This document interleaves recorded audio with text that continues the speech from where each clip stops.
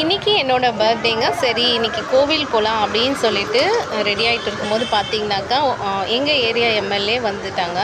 என்னன்னாக்கா, அவங்க ஜெயிச்சதுக்காக எல்லாருக்கும் மரியாதை செலுத்துகிற விதமாக அவங்களுக்கு கிஃப்ட் கொடுக்கறதுக்காக வந்துட்டாருங்க. சரி ஒரு நிமிஷம் எனக்கே ஒரு டைலம் ஆகிடுச்சு. கிஃப்டாக கோவிலான்னு சொல்லிட்டு பார்க்கும்போது ஃபஸ்ட்டு கிஃப்ட்டு தான் வாங்கணும் அப்படின்னு நினச்சி கிஃப்ட்டு வாங்கியாச்சு. அப்படியே உடனே கோவில் கிளம்பிட்டேன். அம்மன் கோயிலுக்கு போகலான்னு சொல்லிட்டு தாங்க போனேன்.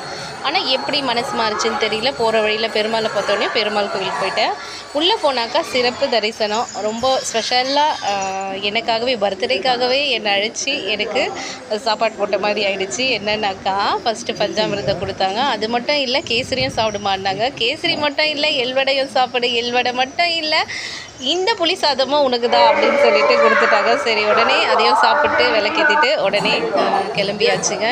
இன்னைக்கு பர்த்டே செலிப்ரேஷன் நல்ல மாதிரியாகவே முடிஞ்சிச்சு. இந்த வீடியோ உங்களுக்கு பிடிச்சிருந்தா லைக் பண்ணுங்கள், ஷேர் பண்ணுங்கள், மறக்காமல் என்னோடய சேனலை சப்ஸ்கிரைப் பண்ணுங்கள். தேங்க்யூ.